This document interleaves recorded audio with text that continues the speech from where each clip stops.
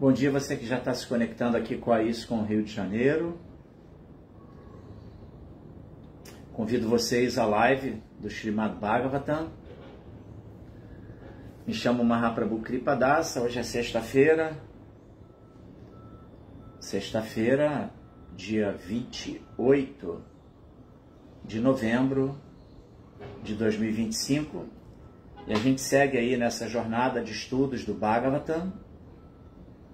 A leitura que eu vou fazer hoje é do terceiro canto, capítulo 27. Capítulo esse intitulado Compreendendo a Natureza Material. Eu vou ler o verso número 15, tá?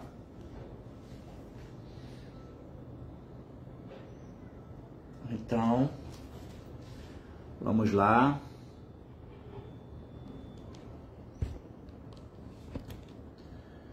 Om Namo Bhagavate Vasudevaya. Om Namo Bhagavate Vasudevaya. Om Namo Bhagavate Vasudevaya. Narayana Namaskritya Naranchava Narottamam Devim Saraswatim Vyasam Tato Jayanudiraye.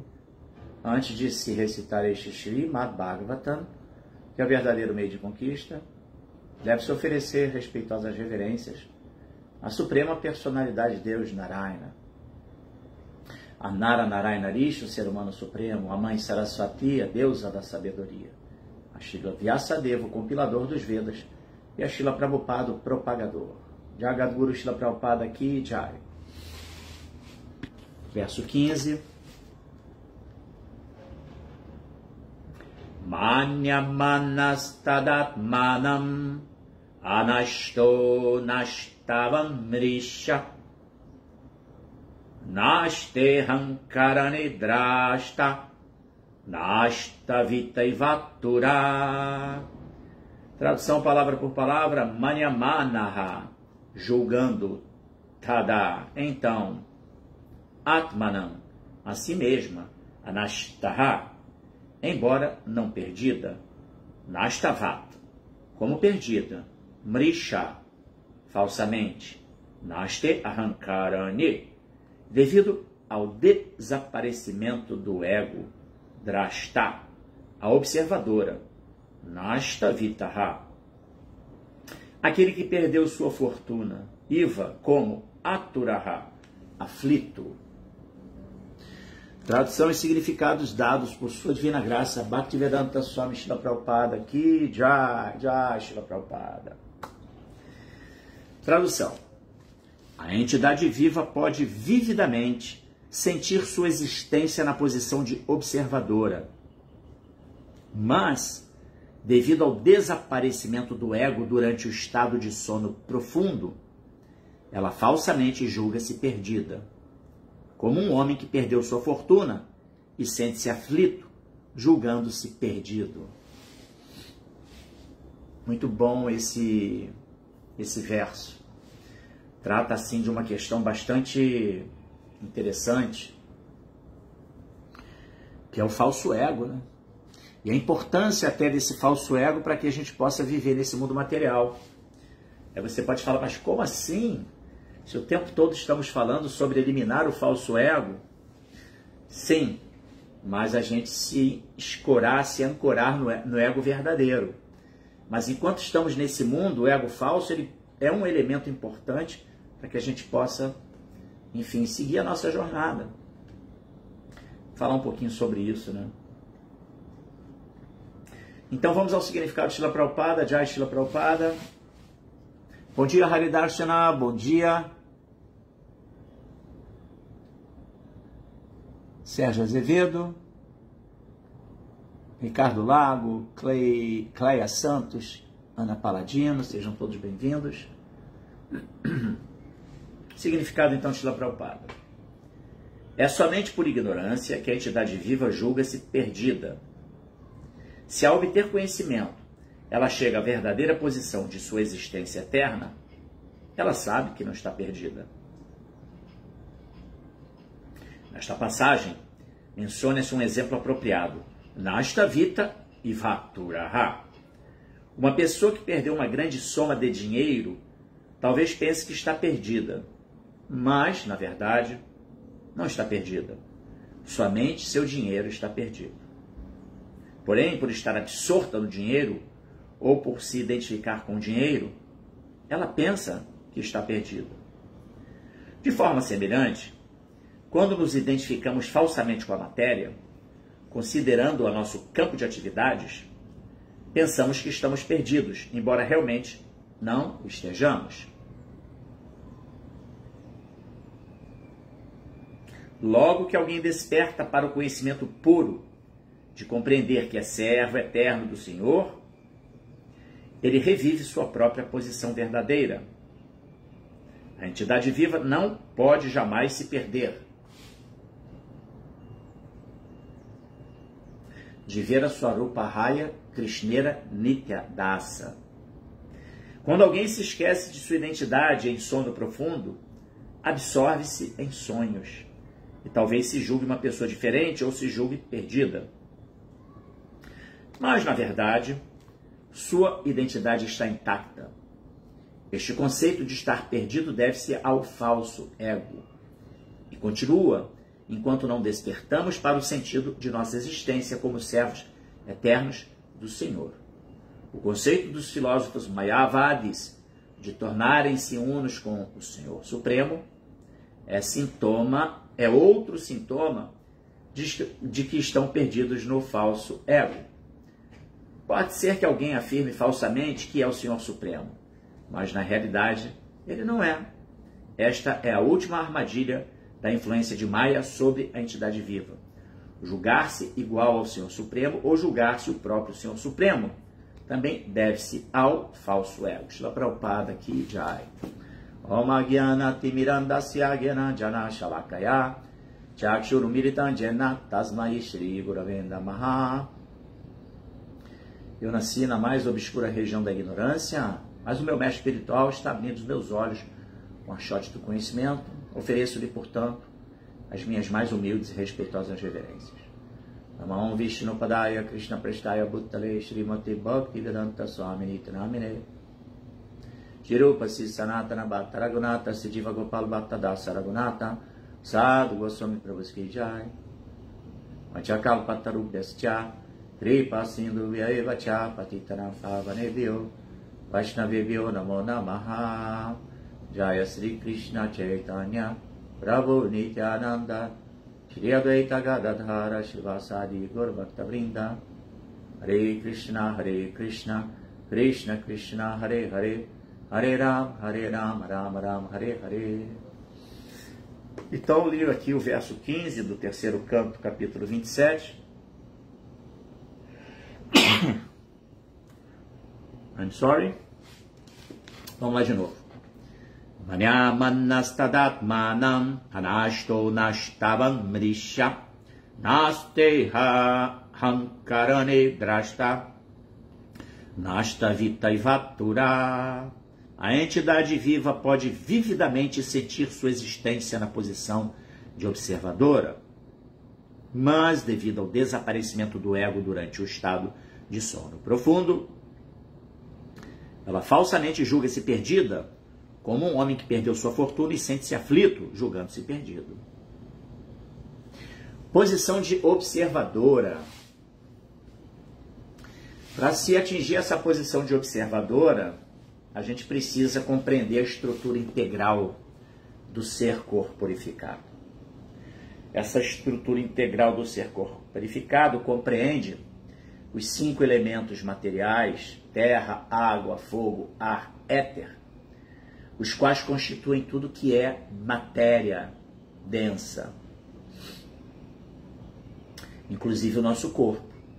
Nosso corpo é constituído desses 5 elementos, esses elementos mais grosseiros.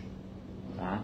Esse é um assunto bastante, assim, já está muito elucidado, embora não necessariamente nós realizemos essa condição de que somos almas que estamos num corpo material, num invólucro, ou seja, numa condição corporificada, usando esse corpo tal qual o escafandro funciona para um mergulhador de alta profundidade, de modo que ele possa interagir com aquele ambiente denso, profundo, Da mesma forma, esse mundo material ele é denso e profundo.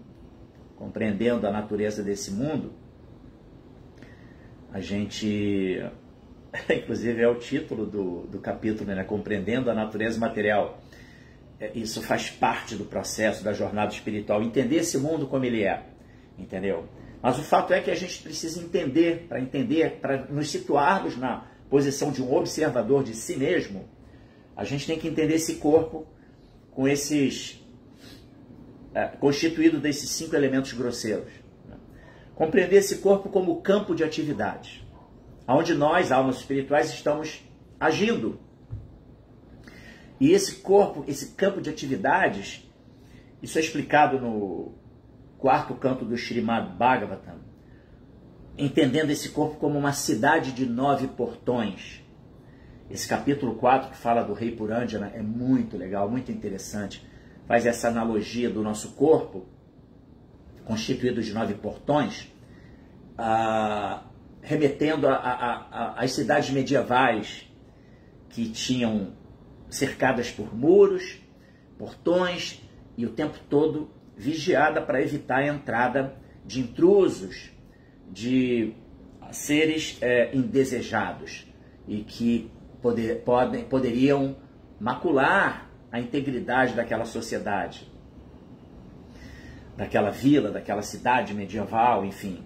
Então, da mesma forma, entender esse corpo como esse campo de atividades, como uma cidade de 9 portões, nos remete, sim, à condição de observadores de nós mesmos. E como assim, que cidade de 9 portões são esses?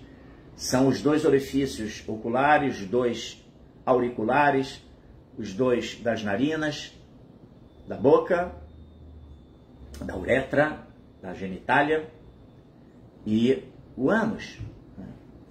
Então, quando se fala cidade de 9 portões, nessa analogia com as cidades medievais, cercadas por muros e que tinham suas proteções para evitar a entrada de seres indesejados, da mesma forma, na condição de observadores de nós mesmos, a gente tem que ter constante, é o princípio do orai e vigiai.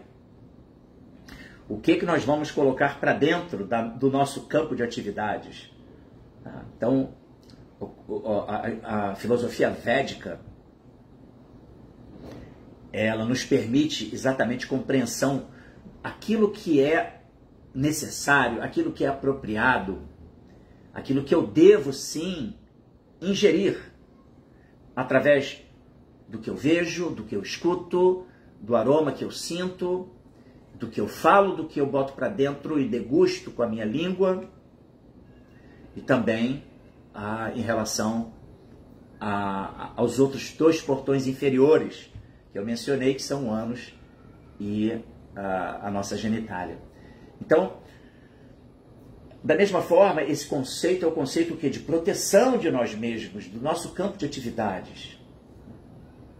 Esse é um princípio do yoga bastante importante.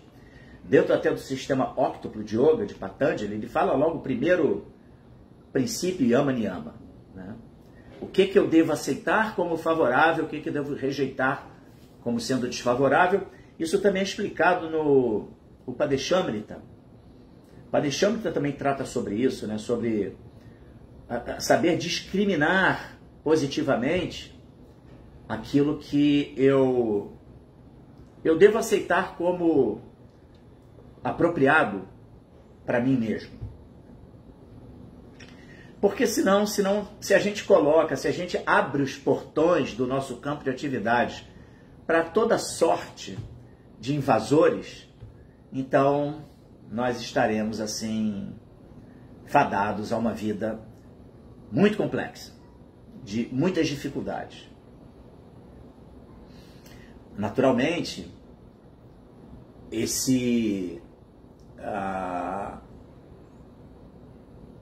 essa falta de vigília aos portões do nosso corpo material é a vida condicionada em alto grau, permeada pela busca incessante por gratificação dos sentidos. Então o sistema lança aí as músicas do momento, músicas extras assim completamente destoantes de uma mentalidade sóbria, mas não, muito pelo contrário, fazendo as pessoas vibrarem, né, permitirem o ingresso de sons que estão falando de todo tipo de bizarrices. Isso vai formando um caráter, isso vai formando uma personalidade. A pessoa vai, aquilo que, como diz, tem aquele ditado que fala, você é o que você come. Você não é só o que você come, você é o que você vê, aquilo que você é, aonde você coloca a sua visão, entendeu? E que tipo de objeto do sentido você está colocando a sua visão, que tipo de contemplação você está oferecendo para si mesmo, que tipo de som você está escutando, que tipo de aroma você está perseguindo para desfrutar, qual é o tipo de alimento que você ingere, o que você fala. Prabhupada fala, né? Para você conhecer um tolo, uma pessoa calada, você não sabe quem é. Agora, no momento que ela começa a falar, e você vai poder ver se trata de uma pessoa, um bira, uma pessoa sóbria, ou um tolo, né? Uma pessoa que fala disparate, uma pessoa que fala prajalpa. Prajalpa é um termo muito interessante. Hoje em dia a gente não fala muito mais disso, né? Mas décadas atrás, quando ingressávamos no movimento Hare Krishna, a primeira coisa, Prabhu, tá falando prajalpa aí, conversa desnecessária, gastando prana, gastando energia com assuntos que não têm, assim, menor sentido. Assuntos desnecessários, que não vão agregar, que não vão promover proteção para o nosso campo de atividades e, consequentemente, para nós, que somos os kshetragyas, né, os observadores do campo de atividade, que é a alma espiritual, nossa condição de alma espiritual. Então, esse princípio de ama, ele ama, aceitar o que é favorável, rejeitar o que é desfavorável, está totalmente do sistema óctuplo do yoga, está completamente alinhado com os princípios do Padeshamrita, os princípios de vida espiritual, assim, emoldurada pelo alicerce do Sadhana Bhakti, entendeu? Então, o que eu falo? O falar é algo fundamental. Eu vou falar aquilo que eu vou falar assuntos sobre aquilo que eu interajo, né? Sobre aquilo que eu permito que ingresse, que entre, adentre no meu ser, no meu campo de atividade, no corpo material, essa cidade de 9 portões, né? Então, a não ser cultivando essas informações, né, conhecendo, voltando ao que eu mencionava, né, compreender a estrutura integral do ser corporificado, entender esse corpo que é constituído de 5 elementos grosseiros, terra, água, fogo, ar e éter, como sendo o nosso veículo de interação com esse mundo. Aliás, é o veículo que nos permite interagir com esse mundo. Entender que além desse corpo grosseiro, existem aspectos que constituem aquilo que se chama do corpo sutil, também conhecido como corpo astral, que é mente, inteligência e ego falso. Entender a estrutura da mente, o que é a mente, para que ela serve, ela é um dispositivo, a inteligência é outro. E finalmente tem o ego falso, que é aqui um dos tópicos principais do verso de hoje, o ahamkara, né?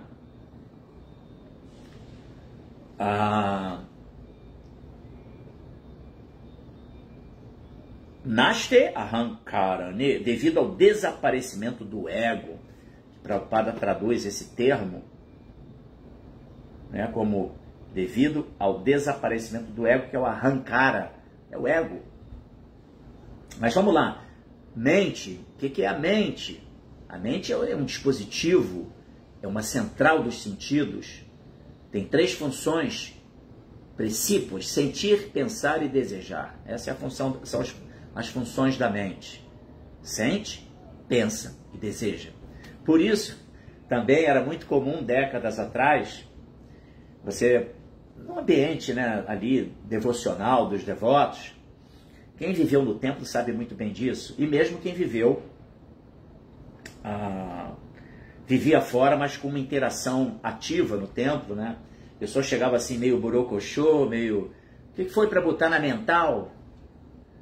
Ou seja, a pessoa está na plataforma da mente, que sente, pensa e deseja. O que ela quer? Desfrute sensorial.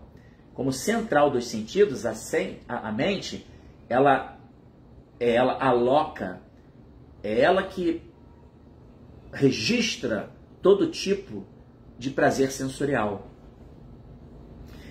E com base na vida mundana, né, que é focada na gratificação dos sentidos, a mente, ela é o comandante do Kshetragya, né? Aquele que não está tomando conta devidamente dos portões do corpo, né, da cidade, que é o campo de atividades, o corpo material, e está permitida a entrada de qualquer coisa, qualquer intruso. Então, se o Kshetragya não estiver atento, a mente está dominando. Se não estivermos na condição de observadores de nós mesmos, é a mente que está comandando. E aí nós estamos no que se chama plataforma mental de existência. E a mente, ela comanda. Um exemplo bem clássico, né? Você pega um maço de cigarro. Hoje em dia, né, depois de décadas atrás, houve uma campanha devido ao malefício do tabagismo. Então, as indústrias que fabricam esses cigarros, elas foram obrigadas a colocar nos seus maços, né, no invólucro ali dos cigarros, a informação de que o cigarro faz mal à saúde, provoca câncer, inclusive com muitas fotografias de pessoas em condições muito desafortunadas devido a sequelas do tabagismo. Então está lá na cara, né, o malefício que esse tipo de substância promove. Mas as pessoas vão lá e compram um cigarrinho e se defrontam com aquilo, mas por quê? Porque a inteligência delas, o mínimo de inteligência que elas podem ter, não está sendo suficientemente capaz de discriminar positivamente o que é melhor para si e o que não é melhor. E ela vai lá e, no impulso daquela mente que está envolvida com o hábito, o tipo de prazer que se pode sentir do tabaco, que de fato é assim, muito controvertido esse prazer, né? Como é que alguém pode sentir prazer em ingerir uma fumaça, enfim. Mas esse é o poder da mente. A mente, ela nos arrasta, entendeu? Nos arrasta para um tipo de prazer. Eu ilustrei com essa do cigarro porque é muito assim, pitoresco, né? É muito claro. Então por quê? Porque a pessoa, e é interessante que é muito comum as pessoas buscarem deixar o mau hábito do tabagismo. Mas é uma luta, entendeu? Por quê? Porque a mente está ali forte e a pessoa precisa de um subterfúgio, ela precisa encontrar alguma coisa que substitua, né, um prazer superior. Mas, ou seja, a sua mente, ela chega e exerce o comando, porque está ligada a sentir, pensar e desejar, está ligada, almejando aquele tipo de satisfação que já obteve ao longo de já tempos. E a inteligência, ela é arrastada, ela é cooptada pela mente, materialmente condicionada, e consequentemente nós estamos ali numa condição de meros, que deveríamos ser observadores de nós mesmos, a gente não está nem conseguindo enxergar a cor da bola. E vivendo meramente na plataforma mental. Então por isso a gente fala, para botar na mental, quando a pessoa está se lamentando, é porque está na plataforma mental. Não está vendo as coisas como elas são, né? Não está enxergando essa estrutura toda da existência mundana e conseguindo alçar uma plataforma de observador de si mesmo, né? Então a mente é isso, essa é a função da mente, sentir, pensar e desejar, é um dispositivo, né, que é importante, muito relevante. Temos que apenas, né, saber lidar com a mente e procurar direcioná-la para os bons hábitos, porque ela também se habitua com os bons hábitos, né? se você oferece um parandristva nivartante, Prabhupada fala isso, esse verso, né? Vishaya nivartante, nira harasya dehina, raso varjan raso pyasya, parandristva nivartante. Não adianta a pessoa se abster da prática de atividades de gozo dos sentidos, porque essa interrupção forçada, ela não elimina ainda o desejo. O desejo está lá na plataforma da mente. Está ali latente. Por isso, às vezes uma pessoa ela se abstém de uma atividade que ela reconhece como não sendo benéfica, mas em qualquer momento ela pode ter um gatilho que vai conduzi-la novamente a cair naquele engodo, né? Mas, embora o desejo esteja ali latente na mente, mediante um gosto superior, experimentando um gosto superior, a pessoa vai poder se fixar em consciência. O que é se fixar em consciência? É se preservar consciente e se colocar na condição do kshetragya, né? Observador, atento, discriminando positivamente. O conhecedor do campo, né? Kshetragya, assim, mais tecnicamente falando, quer dizer o conhecedor do campo. Mas o conhecedor do campo é aquele que conhece a si mesmo como parte integrante de Krishna, como alma espiritual. E não como esse ser integral mundano que está aí, né? Então vamos lá, tem a mente. Já, a mente está explicado, né? Eu acho que já está bem contextualizado. Inteligência. Inteligência já é um aspecto, um dispositivo superior, que nós dispomos dele. Mas, devido à identificação, aí vamos lá para o ego falso, com a condição que nos encontramos, mundana, não entendendo quem somos, nos identificando com as designações transitórias e temporárias inerentes a essa nossa condição de um ser humano, um branco de gênero masculino ou feminino, de nacionalidade tal, de tal cultura, nos identificando com isso,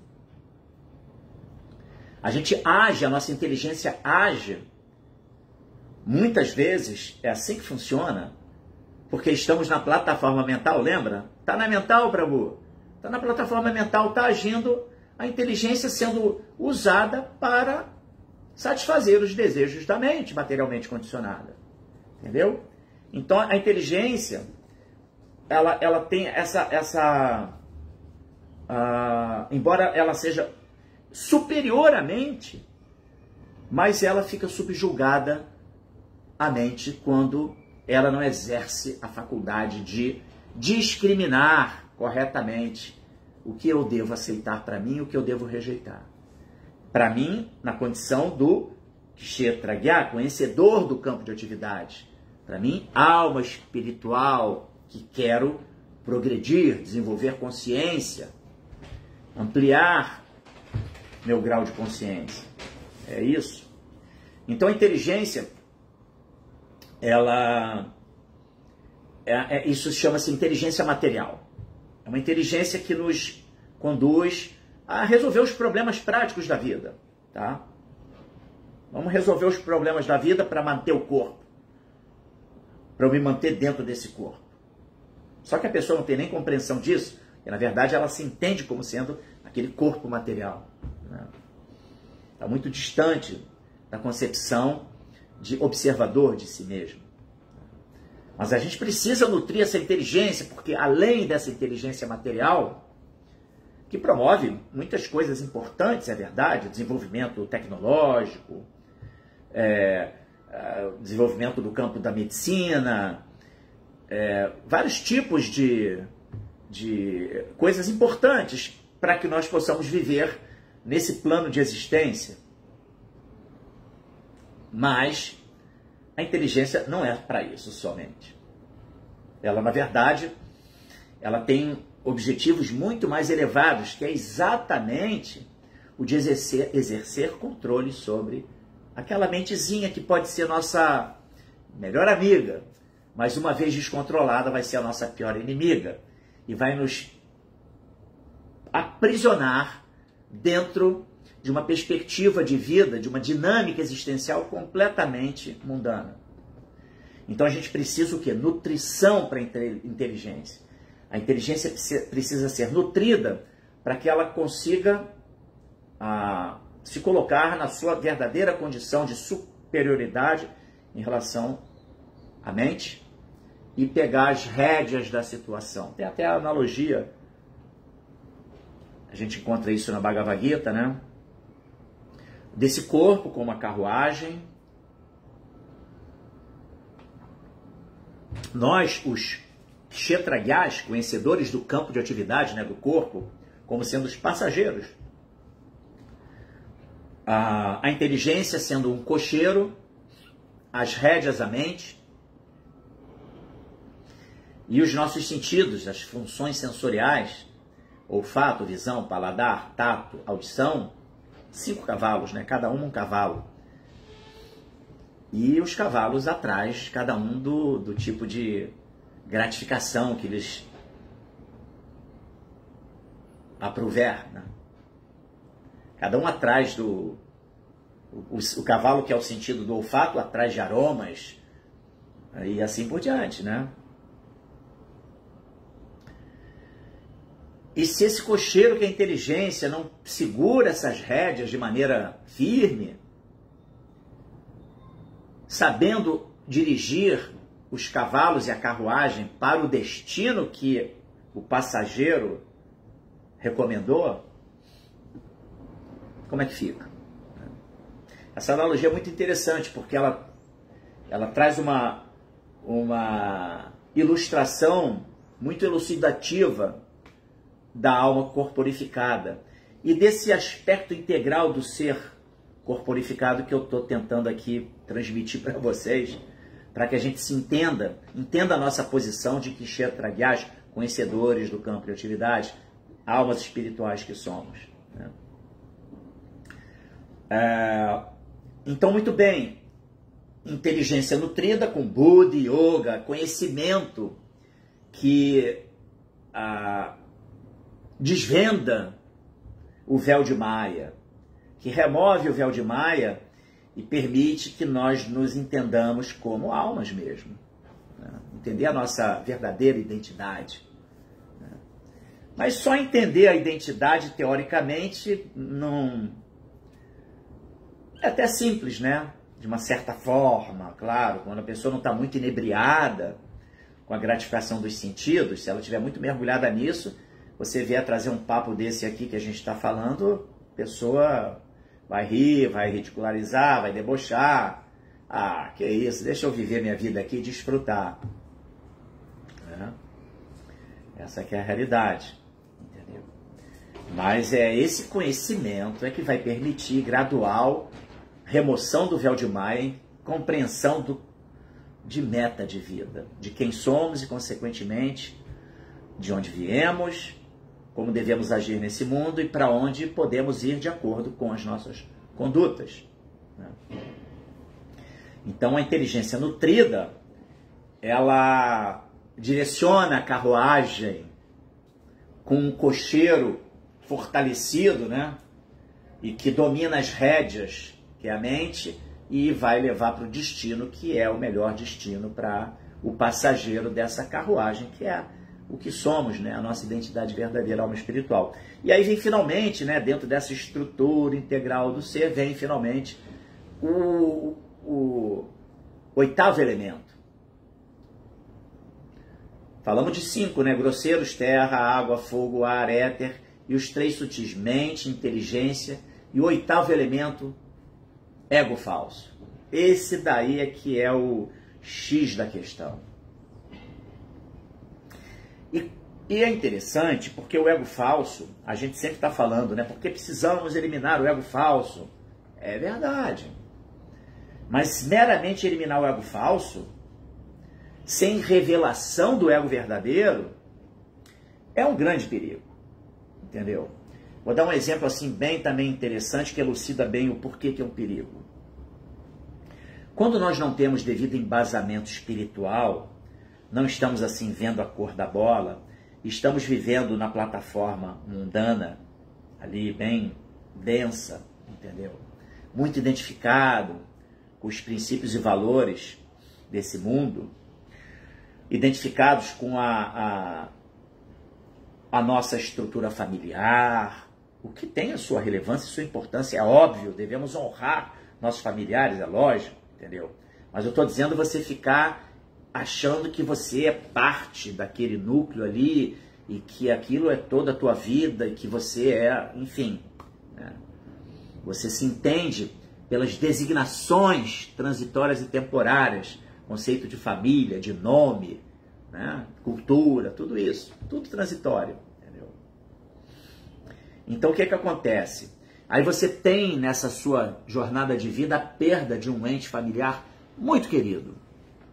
Perder o pai, perder a mãe, perder uma pessoa muito próxima, às vezes um grande amigo. Então, imediatamente, porque a sua vida está toda ali calcada naquele ego falso, naquela identificação com aquele ambiente que você vive, você toma-lhe uma puxada de tapete e fica assim aquela sensação de vazio. Esse vazio é exatamente uma eliminação do ego falso temporária, na qual você fala, caramba, por que tudo isso? Aquele vazio promovido pela perda daquele ente querido faz com que você fique numa perplexidade e sem respostas, entendeu? Daí a importância da nutrição da inteligência, porque nessas situações a gente está compreendendo a natureza desse mundo, a gente está iluminado por Buda, pelo conhecimento espiritual e, consequentemente, a gente sabe quem somos nós e quem são todas essas pessoas, verdadeiramente. E nós nos relacionamos com elas dentro da perspectiva devocional, onde Deus está no centro das nossas atividades e dos nossos relacionamentos. E, consequentemente, esse relacionamento ele está iluminado pelo princípio do serviço devocional.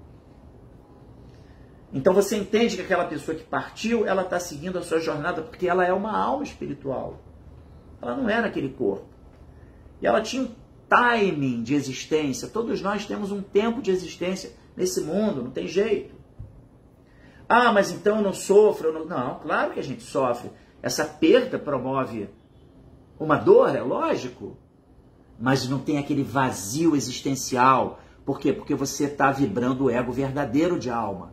Você não está vibrando, você não está identificado com o ego falso de um personagem desse mundo.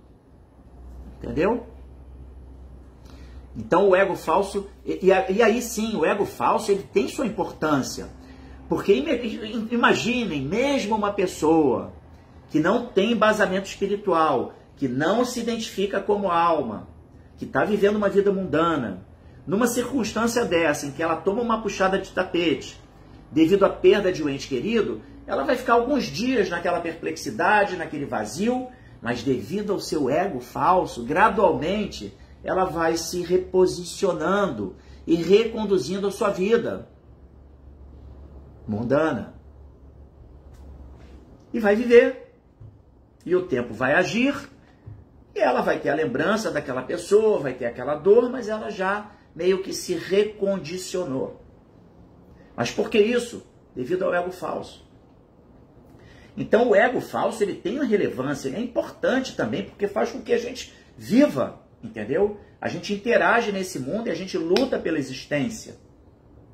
É uma forma de manutenção de nós mesmos, entendeu?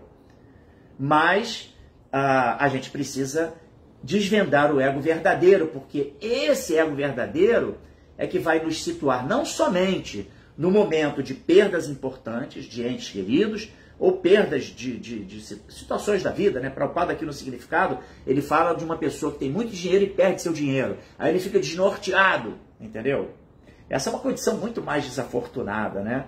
Porque a pessoa está identificada ali com condição financeira, né? Com recurso financeiro. Mas isso também é, obviamente, um baita de uma situação crítica que alguém pode passar, uma pessoa que dispõe de recursos e de repente ela perde os seus bens, é uma situação que traz também uma perplexidade. Mas então, voltando ao ponto, então o ego, a compreensão de quem somos, o ego verdadeiro, ele vai nos socorrer nessas situações e muito mais do que isso, ele vai promover o incremento da nossa jornada espiritual, cada vez fazendo com que nós desvendamos mais e mais a nossa natureza espiritual, incrementando o nosso serviço devocional. Então, daí a importância do cultivo do conhecimento, né? Mas, enfim, então esse é um ponto muito, muito interessante, entender que o ego falso, mesmo o ego falso, ele é importante. Sem ele a gente não conseguiria viver, não conseguiria dar sentido nem à vida mundana, entendeu? Deixa eu dar bom dia a vocês aqui, porque o pessoal foi entrando ao longo da... Fala, Demas Alves, Hare Krishna, a Veg Doris, a Alejandra Armelino, Ponte de Campos, Babi Marques, Vinícius Flores, Ana Fontinelli, Sanjay Paul, Bardana Natural, Bardana, restaurante Bardana, com muita alimentação vegetariana, tem ali no Via Parque, tinha no centro da cidade, mais antigamente, uma opção, né, para quem é vegetariano. Vanessa, Cleia Santos, Ricardo Lago, Ana Paladino, pessoal do Instagram e aqui no nosso Facebook. Temos aqui o Hare Darshana, Hare Krishna, Sérgio Azevedo, Bhaktin Val, Carlos Alexandre, Shri Harinama, Hare Krishna a vocês, Bhaktin Val também, minhas reverências. Vamos lá, Haridasha. Haridasha já trouxe aqui um comentário. Não, Shri Harinama Dasa, na verdade. O sono profundo, característica... Ai, caramba, deu aqui um trava-língua. Característica base da Tamaguna. É isso aí. Adilila, Hare Krishna, reverências. Maria Luísa Camargo.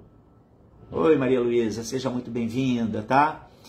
Alexandre, Atmarama Dasa. Atmarama que também está sempre aqui ministrando suas leituras na ISKCON Rio, sempre muito filosóficas e sempre utilizando também do canto com violão, muito bonito sempre, cânticos muito belos, dos mantras, né? Um tipo de som que a gente deve colocar naquela analogia do nosso corpo como uma cidade de 9 portões. Esses 2 portões aqui, ao ouvir esses sons dos mantras, né? Sempre maravilhoso. Minhas reverências também, Prabhu, Jai Shila Prabhupada.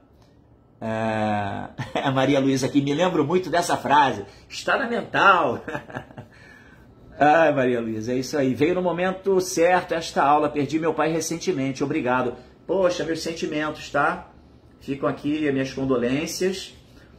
Que bom que você pôde se beneficiar dessa leitura. Shila Prabhupada sempre muito elucidativo nos seus significados e permitindo que a gente possa, assim, enxergar as coisas como elas são. Eu, quando perdi meu pai, também foi assim, uma pancada interessante. Perdi meu pai em 2017. Eu já tinha aí décadas de estar conectado com o movimento, né? Seguramente 25 anos. Mas ainda assim foi muito impactante, né? São pessoas que são muito importantes, né? Nossa base ali. Então, é um grande desafio esse tipo de perda, sem dúvida, tá? Que seu pai possa seguir a jornada dele como alma espiritual, certamente o seguirá, e que vocês que ficaram, né, os familiares e amigos, possam, assim, ter o conforto do conhecimento espiritual, receber, né, o abrigo de Deus e seguir a jornada, né? A jornada dentro dos verdadeiros objetivos da existência, da vida. É isso? Vamos lá, para finalizar aqui esse significado de hoje,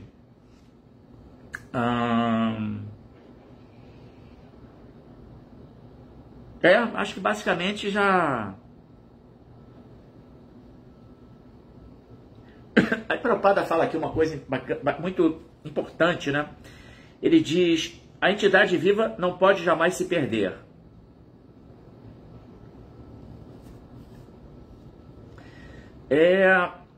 Quando alguém se esquece de sua identidade em sono profundo. Sono profundo é exatamente você estar vivendo...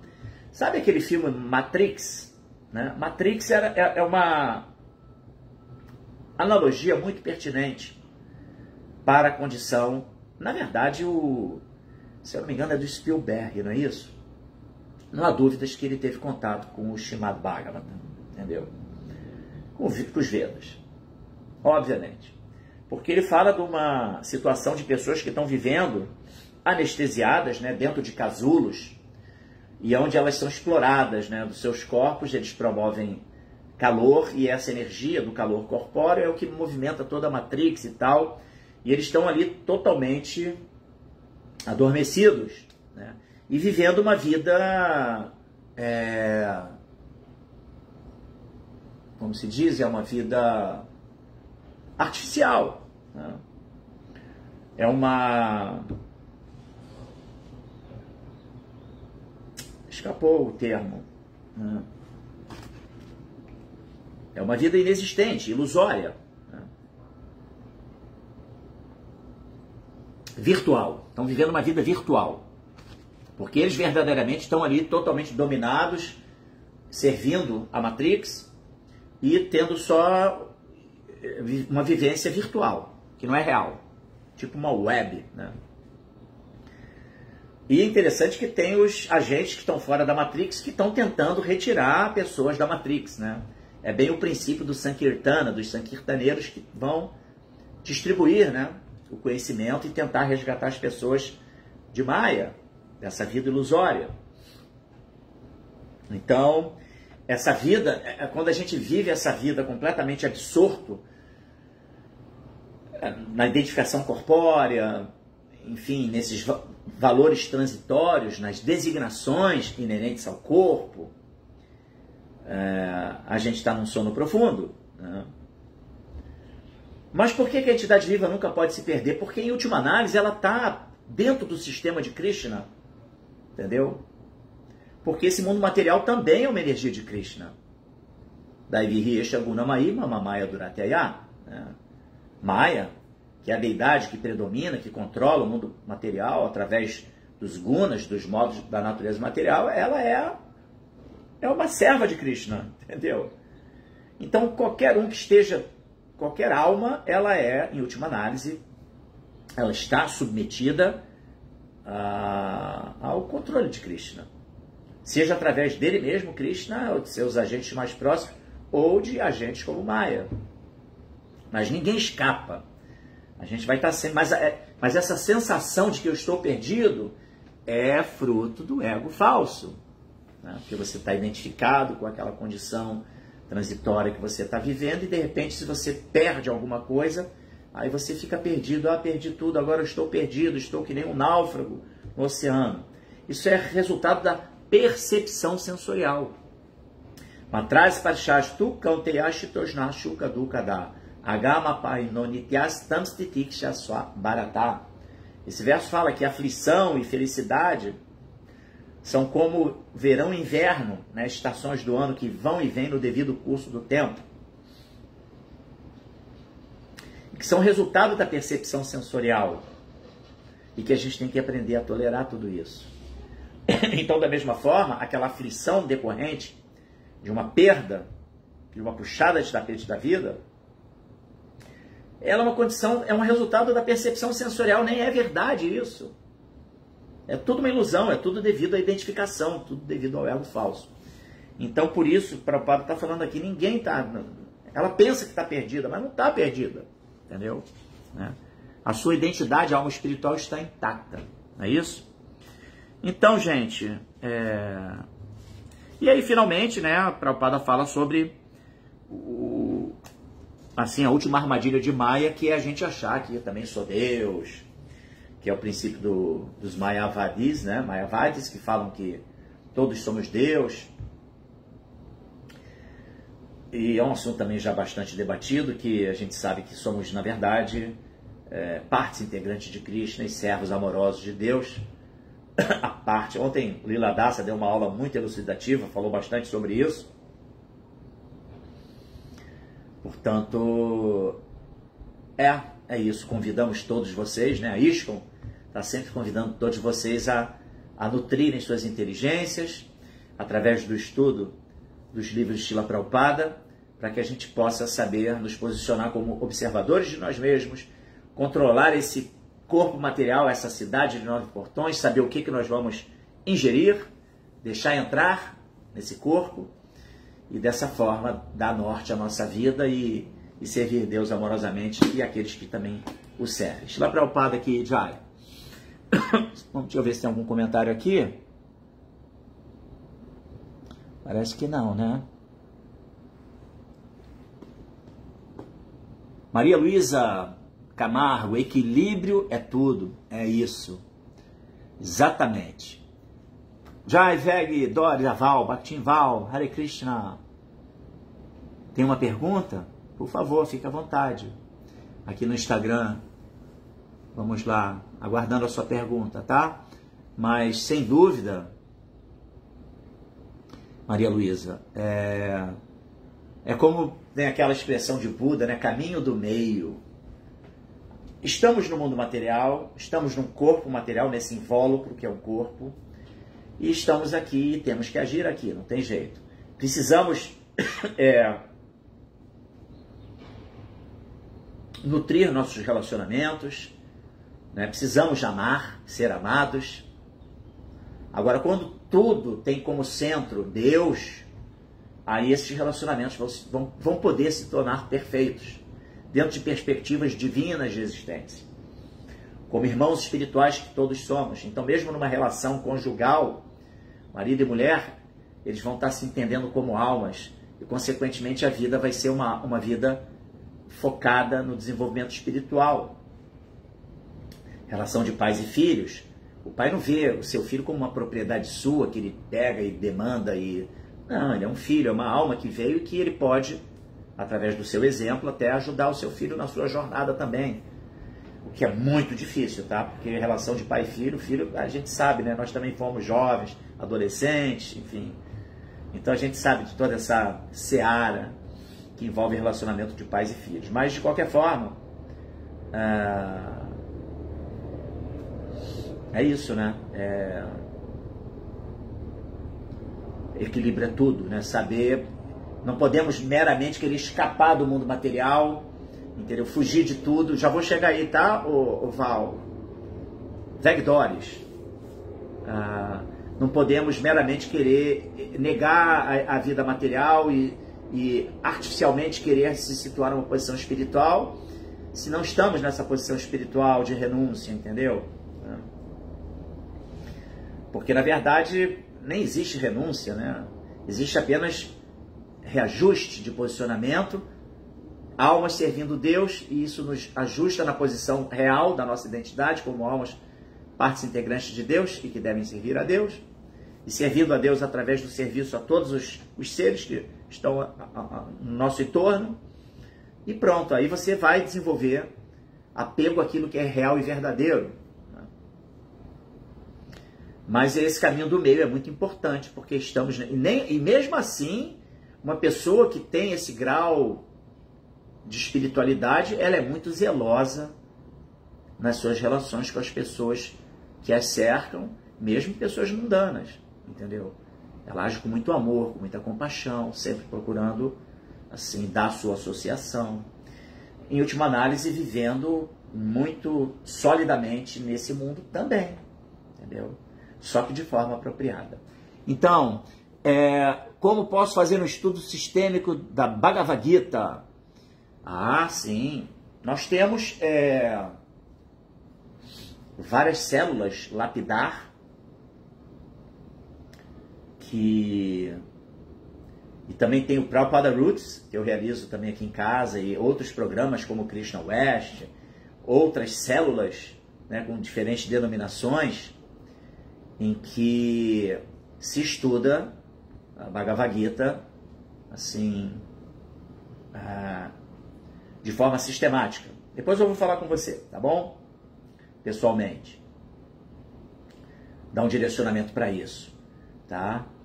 E, de fato, é muito importante. Bhagavad Gita é uma base muito importante e que vai dar ferramentas poderosas para a gente desenvolver uma vida muito sóbria, né?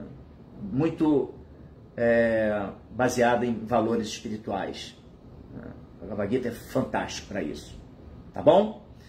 Então, gente, muito obrigado por vocês terem participado aqui, vocês que trouxeram comentários, sempre muito, agregam muito. Obrigado, Maria Luísa Camargo, mais uma vez, sinto muito pela perda do seu pai, tá? E conecte-se aí, mantenha essa conexão, tá? Se você estiver no Rio de Janeiro, vá nos visitar, né? Templo Hare Krishna ali do Itanhangá, Rio Bhakti Center, né? Estrada do Itanhangá, 2010, em frente à entrada principal do Itanhangá Golf Club. Estamos sempre lá com aqueles festivais de domingos, enfim, várias atividades que ali transmitem, né? Que são